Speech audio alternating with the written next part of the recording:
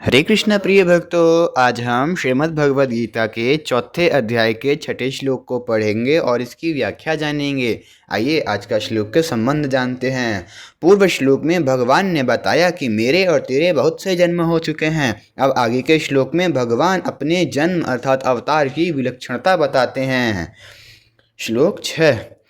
अजोऽपि सन्नव्ययात्मा भूतानामीश्वरोऽपि सन् प्रकृतिं स्वामधिष्ठाय संभवाम्यात्मयमायया। इस श्लोक का शब्दार्थ।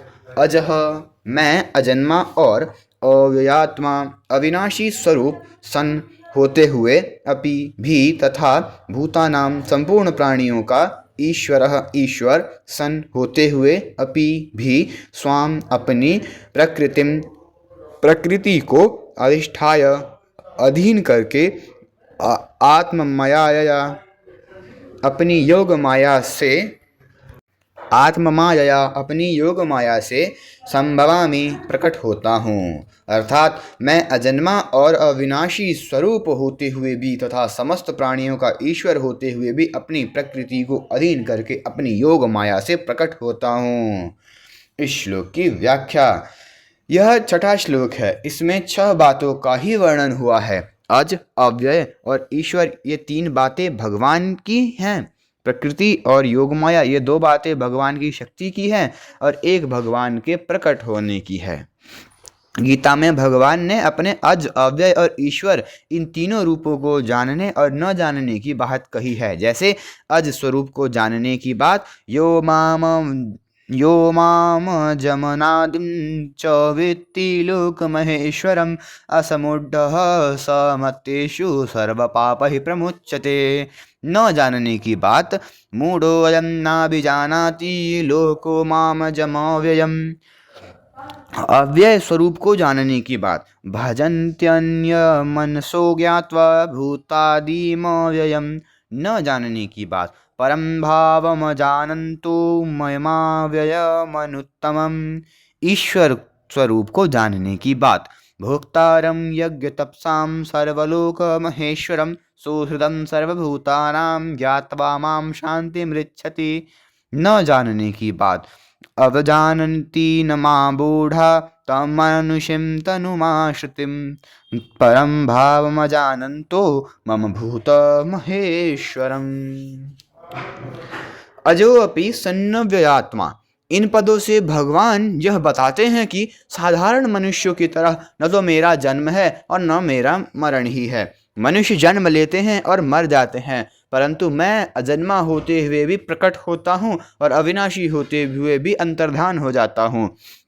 प्रकट होना और अंतर्धान होना दोनों ही मेरी अलौकिक लीलाएं हैं। संपूर्ण प्राणी जन्म से पहले अप्रकट थे और मरने के बाद भी अप्रकट हो जाने वाले हैं, केवल बीच में ही प्रकट हैं। परंतु भगवान सूर्य की तरह सदा ही प्रकट रहते हैं। तात्पर्य है कि जैसे सूर्य उदय होने से पहले भी ज्यों का त्यों रहता है और अस्त होने के बाद भी ज्यों का त्यों रहता है, अर्थात सूर्य तो सदा ही रहता है, किंतु स्थान विशेष के लोगों की दृष्टि में उनका उदय और अस्त होना दिखता है। ऐसे ही भगवान का प्रकट होना और अंतर्धान होना लोगों की दृष्टि में है। वास्तव में भगवान सदा ही प्रकट रहते हैं। दूसरे प्राणी जैसे कर्मों के परतंत्र होकर जन्म लेते हैं, भगवान का जन्म वैसे नहीं होता। कर्मों की परतंत्रता से जन्म होने पर 2 बातें होती है, आयु और सुख दुख का भोग। भगवान में ये दोनों ही नहीं होते। दूसरे लोग जन्मते हैं तो शरीर पहले बालक का होता है, फिर बड़ा होकर युवा हो जाता है, फिर वृद्ध हो जाता है और फिर मर जाता है। परंतु भगवान में ये परिवर्तन नहीं होते। वे अवतार लेकर बाल लीला करते हैं और किशोर अवस्था अर्थात 15 वर्ष की अवस्था तक बढ़ने की लीला करते हैं। किशोर अवस्था तक पहुंचने के बाद फिर वे नित्य किशोर ही रहते हैं। सैकड़ों वर्ष बीतने पर भी भगवान वैसे ही सुंदर स्वरूप हो रहते हैं। इसलिए भगवान के जितने चित्र बनाए जाते हैं उसमें उनकी दाढ़ी मूछें नहीं होती। अब कोई बना दे तो अलग बात है। इस प्रकार दूसरे प्राणियों की तरह न तो भगवान का जन्म होता है, न परिवर्तन होता है और न मृत्यु ही होती है। भूतानामीश्वरो सन, प्राणी मात्र के एकमात्र ईश्वर रहते हुए भी भगवान अवतार के समय छोटे से बालक बन जाते हैं, परंतु बालक बन जाने पर भी उनके ईश्वर भाव में कोई कमी नहीं आती। जैसे भगवान श्री कृष्ण ने छठी के दिन ही पूतना राक्षसी को मार दिया। पूतना का शरीर 2.5 योजन और महान भयंकर था। यदि उनमें ईश्वर भाव नहीं होता तो छठी के दिन पूतना को कैसे मार देते। भगवान ने 3 महीने की अवस्था में शक्टासुर को, 1 वर्ष की अवस्था में तृष्णावर्त को और 5 वर्ष की अवस्था में अघासुर को मार दिया। इस तरह भगवान ने बाल्यावस्था में ही अनेक राक्षसों को मार दिया। 7 वर्ष की अवस्था में ही उन्होंने गोवर्धन पर्वत 1 अंगुली पर उठा लिया। संपूर्ण प्राणियों के ईश्वर होते हुए भी भगवान अवतार के समय छोटे से छोटे बन जाते हैं और छोटा सा छोटा काम भी कर देते हैं। वास्तव में यही भगवान की भगवत्ता है। भगवान अर्जुन के घोड़े हाँकते हैं और उनकी आज्ञा का पालन करते हैं, फिर भी भगवान का अर्जुन पर और दूसरे प्राणियों पर ईश्वर भाव वैसा का वैसा ही है। सारथी होने पर भी वे अर्जुन को गीता का महान उपदेश देते हैं। भगवान श्री राम पिता दशरथ की आज्ञा को टालते नहीं और 14 वर्ष के लिए वन में चले जाते हैं, फिर भी भगवान का दशरथ पर और दूसरे प्राणियों पर ईश्वर भाव वैसा का वैसा ही है। प्रकृतिम स्वामधिष्ठाय, जो सत्व रज और तम इन तीनों गुणों से अलग है वह भगवान की शुद्ध प्रकृति है। यह शुद्ध प्रकृति भगवान का स्वकीय सच्चिदानंद घन स्वरूप है। इसी को संधिनी शक्ति, संवत शक्ति और अह्यदानी शक्ति कहते हैं। साधनी शक्ति सत्स्वरूपा, संवती शक्ति चित्त स्वरूपा और आह्लादनी शक्ति आनंद स्वरूपा है। इसी को चिन्मय शक्ति, कृपा शक्ति आदि नामों से कहते हैं। श्री राधा जी अवतार के समय भगवान अपनी शुद्ध प्रकृति रूप शक्तियों सहित अवतरित होते हैं और अवतार काल में इन शक्तियों से काम कर लेते हैं। श्री राधा जी भगवान की शक्ति हैं। उनकी अनुगामिनी अनेक सखियां हैं जो सब भक्ति रूपा हैं और भक्ति प्रदान करने वाली हैं। भक्ति रहित मनुष्य इनको नहीं जान सकते। इनको भगवान और राधा जी की कृपा से ही जान सकते हैं। श्री सीता जी आदि भी यही हैं। भगवान को प्राप्त करने वाली भक्ति और ब्रह्म विद्या भी यही है। प्रकृति भगवान की शक्ति है। जैसे अग्नि में 2 शक्तियां रहती हैं, प्रकाशिका और दाहिका। प्रकाशिका शक्ति अंधकार को दूर करके प्रकाश कर देती है तथा भय भी मिटाती है। दाहिका शक्ति जला देती है तथा वस्तु को पकाती एवं ठंडक भी दूर करती है। ये दोनों शक्तियां अग्नि से भिन्न भी नहीं है और अभिन्न भी नहीं है। भिन्न इसलिए नहीं है कि वे अग्नि रूप ही हैं, अर्थात उन्हें अग्नि से अलग नहीं किया जा सकता, और अभिन्न इसलिए नहीं है कि अग्नि के रहते हुए भी मंत्र औषध आदि से अग्नि की दाहिका शक्ति कुंडित की जा सकती है। ऐसे ही भगवान में जो शक्ति रहती है उसे भगवान से भिन्न और अभिन्न दोनों ही नहीं कह सकते। जैसे दिया सलाई में अग्नि की सत्ता तो सदा रहती है पर उसकी प्रकाशिका और दाहिका छिपी हुई रहती है, ऐसे ही भगवान संपूर्ण देश काल वस्तु व्यक्ति आदि में सदा रहते हैं पर उनकी शक्ति छिपी हुई रहती है। उस शक्ति को अधिष्ठित करके अर्थात अपने वश में करके उसके द्वारा भगवान प्रकट होते हैं। जैसे जब तक अग्नि अपनी प्रकाशिका और दाहिका शक्ति को लेकर प्रकट नहीं होती तब तक सदा रहते हुए भी अग्नि नहीं दिखती, ऐसे ही जब तक भगवान अपनी शक्ति को लेकर प्रकट नहीं होते तब तक भगवान हरदम रहते हुए भी नहीं दिखते। राधा जी, सीता जी, रुक्मणी जी आदि सब भगवान की निज दिव्य शक्तियां हैं। भगवान सामान्य रूप से सब जगह रहते हुए भी कोई काम नहीं करते।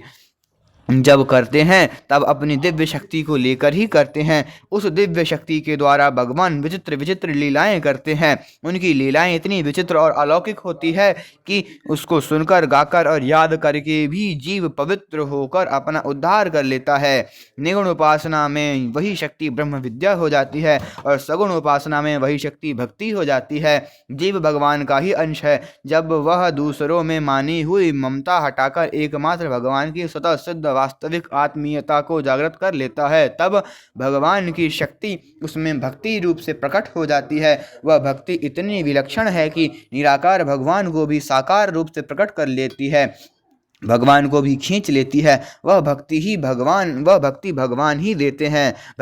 भगवान की भक्ति रूप शक्ति के 2 रूप हैं, विरह और मिलन। भगवान विरह भी भेजते हैं। संतों की वाणी में आया है, दरिया हरि की कृपा करी बिरहा दिया पठाए, अर्थात भगवान ने कृपा करके मेरे लिए विरह भेज दिया और मिलन भी। जब भगवान विरह भेजते हैं तब भक्त भगवान के बिना व्याकुल हो जाता है। व्याकुलता की अग्नि में संसार की आसक्ति जल जाती है और भगवान प्रकट हो जाते हैं। ज्ञान मार्ग में भगवान की शक्ति पहले उत्कट जिज्ञासा के रूप में आती है और फिर ब्रह्म विद्या रूप से जीव गए अज्ञान का नाश करके उसके वास्तविक स्वरूप को प्रकाशित कर देती है। परंतु भगवान की वह दिव्य शक्ति जिसे भगवान विरह रूप से भेजते हैं उससे भी बहुत विलक्षण है। भगवान कहाँ हैं, क्या करूं, कहाँ जाऊं, इस प्रकार भक्त व्याकुल हो जाता है और यह व्याकुलता सब पापों का नाश करके भगवान को साकार रूप से प्रकट कर देती है। व्याकुलता से जितना जल्दी काम बनता है उतना विवेक विचार पूर्वक किए गए साधन से नहीं। विशेष बात, भगवान अपनी प्रकृति के द्वारा अवतार लेते हैं और तरह तरह की अलौकिक क्रियाएं करते हैं। जैसे अग्नि स्वयं कुछ नहीं करती, उसकी प्रकाशिका शक्ति प्रकाश कर देती है, दाहिका शक्ति जला देती है। ऐसे ही भगवान स्वयं कुछ नहीं करते, उनकी दिव्य शक्ति ही सब काम कर देती है। शास्त्रों में आता है कि श्री सीता जी कहती हैं, रावण को मारना आदि सब काम मैंने किया है, राम जी ने कुछ नहीं किया। जैसे मनुष्य और उसकी शक्ति है ऐसे ही भगवान और उनकी शक्ति है। उस शक्ति को भगवान से अलग भी नहीं कर सकते और एक भी नहीं कर सकते। मनुष्य में जो शक्ति है उसे वह अपने से अलग करके नहीं दिखा सकता, इसलिए वह उससे अलग नहीं है। मनुष्य रहता है पर उसकी शक्ति घटती बढ़ती रहती है, इसलिए वह मनुष्य से एक भी नहीं है। यदि उसकी मनुष्य से एकता होती तो वह उसमें स्वरूप के साथ बराबर रहती, घटती बढ़ती नहीं। अतः भगवान और उनकी शक्ति को भी भिन्न अथवा अभिन्न कुछ भी नहीं कह सकते। दार्शनिकों ने भिन्न भी नहीं कहा और अभिन्न भी नहीं कहा, वह शक्ति अनिर्वचनीय है।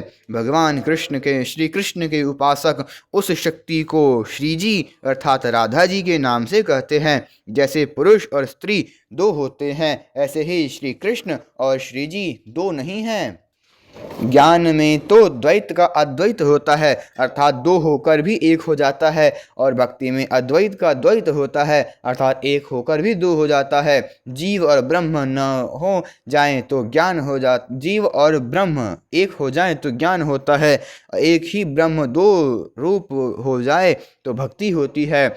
एक ही अद्वैत तत्व प्रेम की लीला करने के लिए, प्रेम का आस्वादन करने के लिए, संपूर्ण जीवों को प्रेम का आनंद देने के लिए श्री कृष्ण और श्री जी इन दो रूपों से प्रकट होता है। येयं राधायश्च कृष्णो रसाब्धिर्देहश्च कहे क्रीडनार्थ द्विधा भूत। अर्थात जो ये राधा और जो ये कृष्ण रस के सागर हैं वे एक ही हैं, पर लीला के लिए दो रूप बने हुए हैं। दो रूप होने पर भी दोनों में कौन बड़ा है और कौन छोटा, कौन प्रेमी है और कौन सा प्रेमास्पद, इसका पता नहीं चल पाता। दोनों ही एक दूसरे से बढ़कर विलक्षण दिखते हैं, दोनों एक दूसरे के प्रति आकृष्ट होते हैं। श्री जी को देखकर भगवान प्रसन्न होते हैं और भगवान को देखकर श्री जी। दोनों की परस्पर प्रेम लीला से रस की वृद्धि होती है, इसी को रास कहते हैं। भगवान की शक्ति आनंद है, अपार है। उनकी दिव्य शक्तियों में ऐश्वर्य शक्ति भी है और माधुर्य शक्ति भी। ऐश्वर्य शक्ति से भगवान ऐसे विचित्र और महान कार्य करते हैं जिनको दूसरा कोई कर ही नहीं सकता। ऐश्वर्य शक्ति के कारण उसमें जो महत्ता, विलक्षणता, अलौकिकता दिखती है वह उसके सिवाय और किसी में देखने सुनने में नहीं आती। माधुर्य शक्ति में भगवान अपने ऐश्वर्य को भूल जाते हैं। भगवान को भी मोहित करने वाली माधुर्य शक्ति में ऐसी मधुरता, मिठास होती है जिसके कारण भगवान बड़े मधुर और प्रिय लगते हैं। जब भगवान ग्वाल बालों के साथ खेलते हैं तब माधुर्य शक्ति प्रकट रहती है। अगर उस समय ऐश्वर्य शक्ति प्रकट हो जाए तो सारा खेल बिगड़ जाए, ग्वाल बाल डर जाएं और भगवान के साथ खेल भी न सकें। ऐसे ही भगवान कहीं मित्र रूप से, कहीं पुत्र रूप से और कहीं पति रूप से प्रकट हो जाते हैं तो उस समय उनकी ऐश्वर्य शक्ति छिपी रहती है और माधुर्य शक्ति प्रकट होती है। तात्पर्य है कि भगवान भक्तों के भावों के अनुसार उनको आनंद देने के लिए और अपनी ऐश्वर्य शक्ति को छिपाकर माधुर्य शक्ति प्रकट कर देते हैं। जिस समय माधुर्य शक्ति प्रकट रहती है उस समय ऐश्वर्य शक्ति प्रकट नहीं होती, और जिस समय ऐश्वर्य शक्ति प्रकट रहती है उस समय माधुर्य शक्ति प्रकट नहीं होती। ऐश्वर्य शक्ति केवल तभी प्रकट होती है जब माधुर्य भाव में कोई शंका पैदा हो जाए। जैसे माधुर्य शक्ति के प्रकट रहने पर भगवान श्री कृष्ण बछड़ों को ढूंढते हैं, परंतु बछड़े कहाँ गए यह शंका पैदा होते ही ऐश्वर्य शक्ति प्रकट हो जाती है और भगवान तत्काल जान जाते हैं कि बछड़ों को ब्रह्मा जी ले गए। भगवान में एक सौंदर्य शक्ति भी होती है जिससे हर एक प्राणी उनमें आकृष्ट हो जाता है। भगवान श्री कृष्ण के सौंदर्य को देखकर मथुरा पुरवासिनी स्त्रियां आपस में कहती हैं, गोप्यस्तपः किमचरन् यदमनुष्यं युद्मनुष्य रूपं लावण्यासारमसमोहरवर्यमनन्य सिद्धं दिग्भिः पिबन्त्यनु सवाभिनवं दुरापमेकान्तधाम यशसः श्रिय ईश्वरस्य।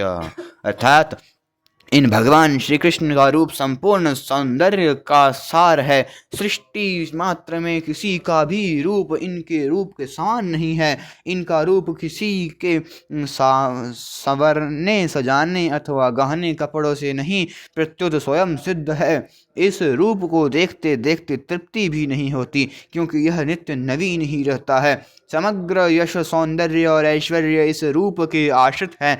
इस रूप के दर्शन बहुत ही दुर्लभ हैं। गोपियों ने पता नहीं कौन सा तप किया था जो अपने नेत्रों के दोनों से सदा इनकी रूप माधुरी का पान करती हैं।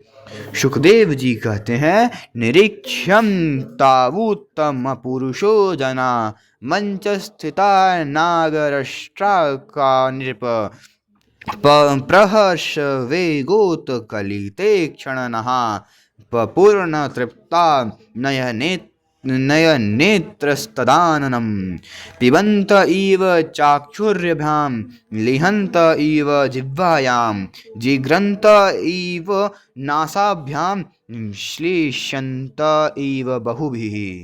परीक्षित मंचों पर जितने लोग बैठे हैं वे मथुरा के नागरिक और राष्ट्र के जन समुदाय पुरुषोत्तम भगवान श्री कृष्ण और बलराम जी को देखकर इतने प्रसन्न हुए हैं कि उनके नेत्र और मुख कमल खिल उठे, उत्कंठा से भर गए। वे नेत्रों द्वारा उनकी मुख माधुरी का पान करते करते तृप्त नहीं होते हैं, मानो वे उन्हें नेत्रों से पी रहे हो, जिह्वा से चाट रहे हो, नासिका से सूंघ रहे हो और भुजाओं से पकड़कर हृदय से सटा रहे हो। भगवान श्री राम के सौंदर्य को देखकर विदेह राजा जनक भी विदेह अर्थात देह की सुध बुद्धि से रहित हो जाते हैं। मूर्ति मधुर मनोहर देखी भयों विदेहु विशेषी। और कहते हैं, सहज विराग रूप मनु मोरा थकित होत जिम चंद चकोरा। वन में रहने वाले को भी भगवान के विग्रह को देखकर मुग्ध हो जाते हैं। करही जोहारू भेंट धरी आगे प्रभु बिलो कहीं अति अनुरागे। चित्र लिखे जनु जहाँ तहाँ पाठे पुलक शरीर नयन जल बाढ़े। प्रेमियों की तो बात ही क्या है, वैर भाव रखने वाले राक्षस खर दूषण और भगवान के विग्रह की सुंदरता को देखकर चकित हो जाते हैं और कहते हैं, नाग असुर सुर नर मुनि जेते देखे जिते हते हम केते। हम भरी जन्म सुनहुं सब भाई देखी नहीं असी सुंदरताई। तात्पर्य है कि भगवान के दिव्य सौंदर्य की और प्रेमी विरक्त ज्ञानी मूर्ख वैरी असुर और राक्षस तक सबका मन आकृष्ट हो जाता है।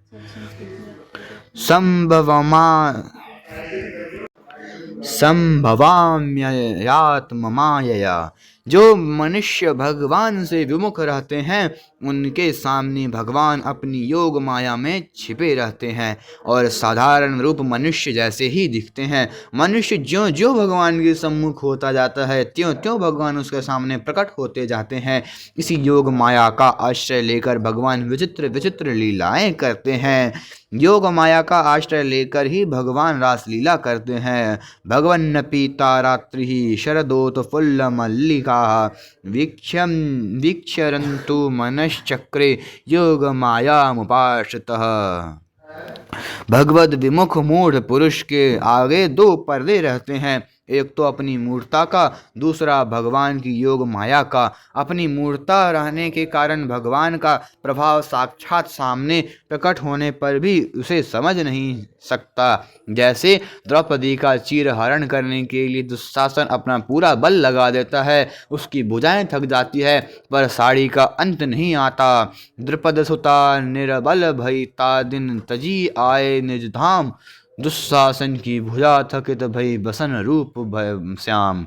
इस प्रकार भगवान ने सभा के भीतर अपना ऐश्वर्य साक्षात प्रकट कर दिया, परंतु अपनी मूर्ता के कारण दुशासन, दुर्योधन, कर्ण आदि पर इस बात का कोई असर ही नहीं पड़ा कि द्रौपदी के द्वारा भगवान को पुकारने मात्र से कितनी विलक्षणता प्रकट हो गई। एक स्त्री का चीरहरण भी नहीं कर सके और क्या कर सकते हैं, इस तरफ उनकी दृष्टि ही नहीं गई। भगवान का प्रभाव सामने देखते ही वे अपने उसे जान नहीं सके। यदि जीव अपनी मूर्ता अर्थात अज्ञान दूर कर ले तो उसे अपने स्वरूप का अथवा परमात्म तत्व का बोध हो जाता है और पर भगवान के दर्शन नहीं हो पाते।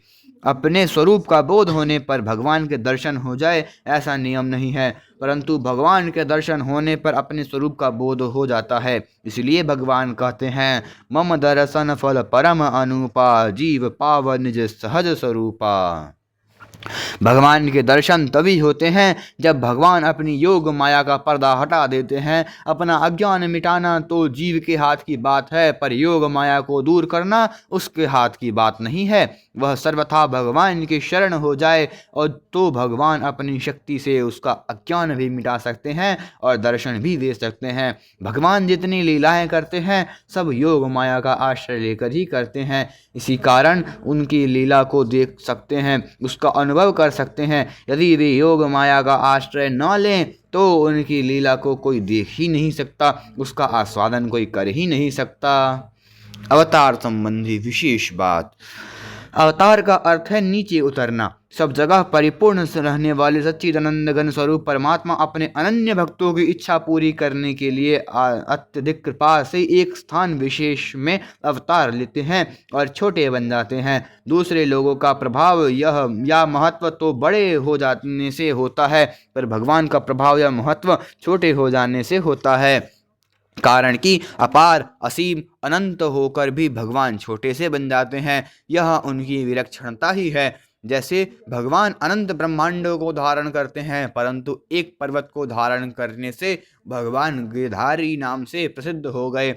अनंत ब्रह्मांड जिनके रोम रोम में स्थित हैं, रोम रोम प्रति लागे कोटि कोटि ब्रह्मांड, ऐसे परमेश्वर एक पर्वत को उठा ले, यह कोई बड़ी बात नहीं है, प्रत्युत छोटी बात है। परंतु छोटी बात में ही भगवान की बड़ी बात होती है। इसी प्रकार अवतार लेने में ही भगवान की विशेषता है। साधारण आदमी जिस स्थिति पर है उसी स्थिति पर आकर भगवान वैसी लीला करते हैं। बिल्कुल भोले भाले साधारण बालक की तरह बनकर लीला करते हैं। ग्वाल बालों के समय खेल वे दूसरे ग्वाल बाल से हार भी जाते हैं। जो ग्वाल बाल जीत जाता है वह सवार बन जाता है और भगवान घोड़ा बन जाते हैं। यह उनकी विशेष महत्ता है। भगवान के प्रभाव को जानने वाले ज्ञानी महात्मा लोग तो उनके स्वरूप में मस्त रहते हैं, पर भक्तों को जिनकी साधारण अज्ञ बालक की तरह भोली भाली लीला बड़ी विचित्र और मीठी लगती है, वहाँ ज्ञानियों का ज्ञान नहीं चलता। ज्ञानियों के शिरोमणि ब्रह्मा जी भी भगवान की लीला को देखकर चकरा गए। बड़े बड़े ऋषि मुनि योगी तपस्वी संत महात्मा भी उनकी लीलाओं के रहस्य को नहीं जान सकते और इस विषय में मूक हो जाते हैं। भगवान ही कृपा करके जिन प्यारे अंतरंग भक्तों को जानना चाहते हैं वे ही उनकी लीला के तत्व को जान पाते हैं। सोई जानई जही देहु जनाई। गाय चराते समय, ग्वाल बालों से खेलते समय भी भगवान बड़े बड़े प्रभावशाली कार्य कर देते हैं। बड़े बड़े बलवान राक्षसों को भी चुटकियों में ही खत्म कर देते हैं। छोटे से बालक बनने पर भी उनका प्रभाव वैसा का वैसा ही रहता है। जैसे कोई बहुत बड़ा विद्वान किसी बालक को वर्णमाला सिखाता है तो वह बालक का हाथ पकड़कर उसे क ख ग आदि लिखवाता है और मुंह से भी वैसे ही बोलता है। परंतु इसका अर्थ यह नहीं कि वह विद्वान स्वयं वर्णमाला सीखता है, वह तो बालक की स्थिति में आकर उसे सिखाता है जिससे वह सुगमता पूर्वक सीख जाए। ऐसे ही अनंत ब्रह्मांड नायक भगवान हम लोगों के बीच हमारे सामने आते हैं और हमारी तरह बनकर हमें शिक्षा देते हैं। उनकी बड़ी अलौकिक विचित्र विचित्र लीलाएं होती हैं जिनका श्रवण, पठन और गायन करने से भी लोगों का उद्धार हो जाता है। इस श्लोक का परिशिष्ट भाव। भगवान प्रकृति की सहायता से ही क्रिया लीला करते हैं, इसलिए सीता जी कहती हैं कि सब कार्य मैंने किए हैं, भगवान राम ने कुछ नहीं किया। परंतु भगवान मनुष्य की तरह प्रकृति के अधीन नहीं होते, प्रकृतिम स्वामधिष्ठाय, कारण कि भगवान के लिए प्रकृति पर नहीं है, प्रत्युत उनसे अभिन्न है। भगवान को प्रकृति में स्थित मनुष्यों के सामने आना है, इसलिए प्रकृति को स्वीकार करके प्रकट होते हैं, तभी मनुष्य उनको देख सकते हैं। हरे कृष्ण। आज का यह श्लोक संपूर्ण हुआ। अगला श्लोक। अब भगवान आगे के श्लोक में अपने अवतार का अवसर बताते हैं। श्लोक 7। यदा यदा हि धर्मस्य ग्लानिर्भवति भारत अभ्युत्थानमधर्मस्य तदात्मानं सृजाम्यहम्। हरे कृष्णा। अगर आप सभी को वीडियो पसंद आई तो वीडियो को लाइक करिए। ऐसे ही और वीडियो देखने के लिए चैनल को सब्सक्राइब करिए तथा अन्य भक्तों के साथ शेयर करिए। अगर आपने पिछले श्लोकों की वीडियो नहीं देखी है तो डिस्क्रिप्शन बॉक्स में उनका लिंक है, आप वहां से देख सकते हैं। हरे कृष्ण। हरि बोल।